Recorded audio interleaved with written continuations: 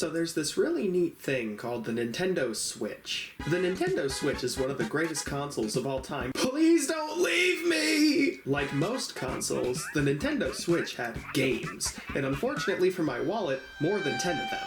It has such a diverse library of games, everywhere from plumbers to flat plumbers to, oh wait, they're not really plumbers, and Hulu. So I figured today we'd celebrate our favorite death rower by going over my experiences and my experiences alone, because as we all know, I am the only person to have ever played this console. So without further ado, here are my top 10 favorite Nintendo Switch games. Number 10 goes to The Legend of Zelda: Breath of the Wild.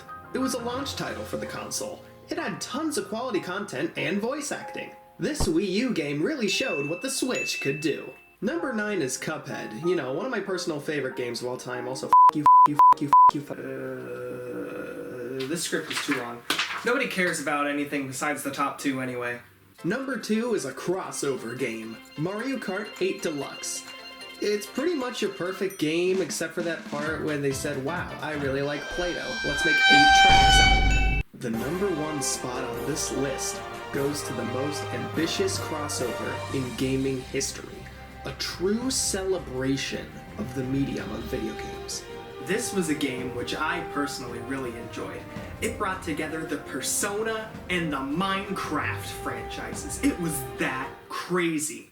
I'm of course talking about one of my favorite games of all time, Persona Craft. Persona Craft expertly blended an excellent combat system, literal demons and monsters, and romance with stuff from the Persona series.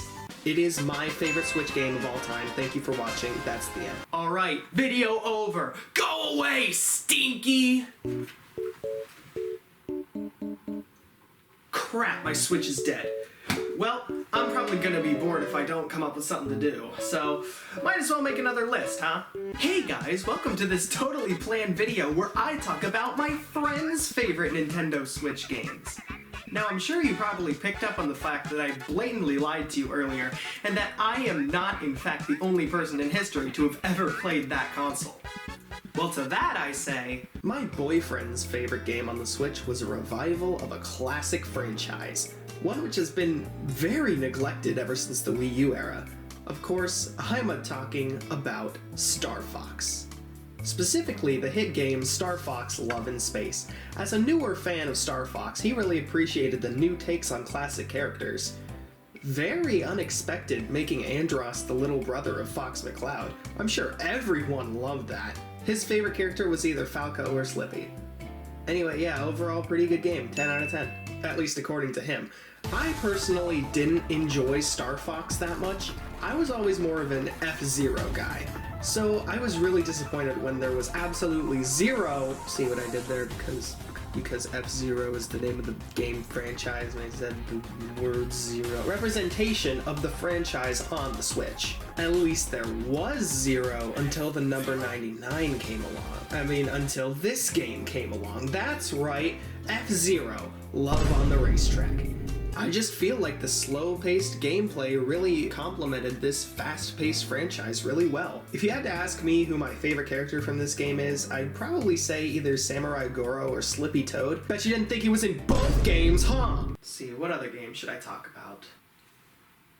Oh, see, I really didn't like this one. It blatantly lied to me. It says right here, Final Fan.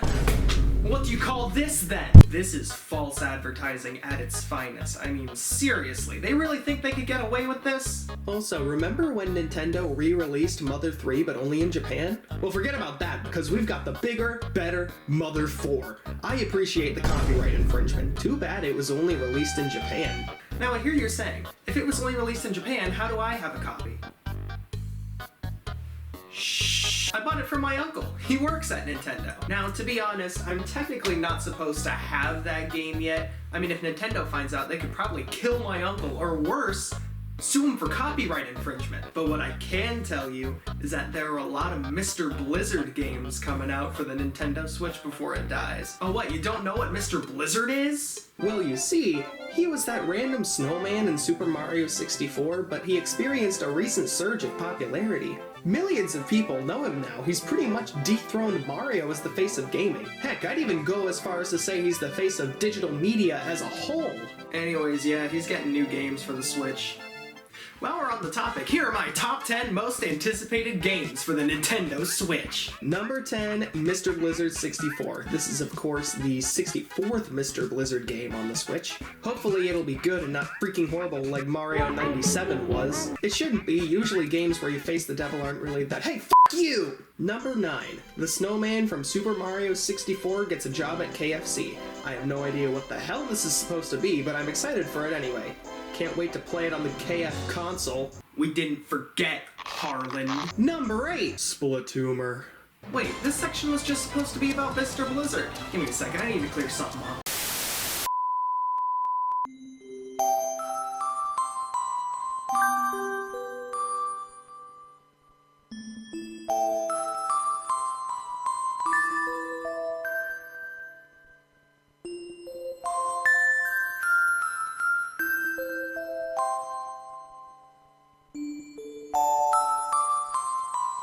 I hate you, Stinky! See you at the reunion. I love you. Oh, and by the way, go to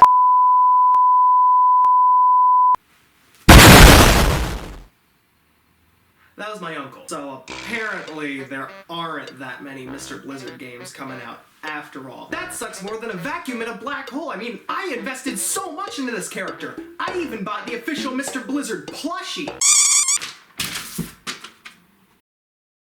What am I supposed to do with my life now? This has got to be the worst news I've ever heard in my entire life. I mean, except for when I heard about the multiplayer mode in Harry and Kirby Go to White Castle. I mean, you have two of the greatest fictional characters ever going on a road trip. The first player can gobble up enemies or shoot people, and then the second player controls the radio. It's just like a regular road trip. They really couldn't think of anything better. At least the soundtrack slaps. One gimmick that I actually enjoyed, though, was Donkey Kong Gets Some Chips. First of all, I love Donkey Kong platformers, so I'm really glad we got multiple of them on the Switch.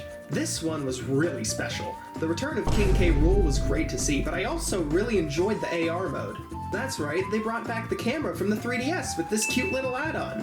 I love how you can actually scan in shelves of chips and generate levels based on them. I love looking like a jackass in my house. So anyways, what do I hope Nintendo adds to the Switch before it dies off? Before that happens, I would love to see an expansion to the Mii Maker mode, say Wind Waker HD. I'm telling you, if Nintendo lets me purchase a $60 expansion to a mode that was free when the console first came out, I could die a happy man. Okay, but for real though, I don't think Nintendo would do this in real life. But I also wouldn't be surprised if they did. Well, that's it. I ran through pretty much all the Switch games that I care about personally. Except for maybe the PAL copy of Kirby and the Forgotten Land. See that? Americans would not let that slide. Oh, and Smash Ultimate. Did you know there are 2 games with both Persona and Minecraft in them? This game is one of my favorites of all time. I was there when it was born, grew up, and died. I was there when everyone else was. Actually, I remember staying home from school one day when there was a Sakurai Presents presentation. They were revealing who was going to be the last character for the first Fighter's Pass, and I was super excited, especially after they revealed Hero and Banjo. You already know how this ends. Horrible game! Oh wait, Kazuya was added too. Good day.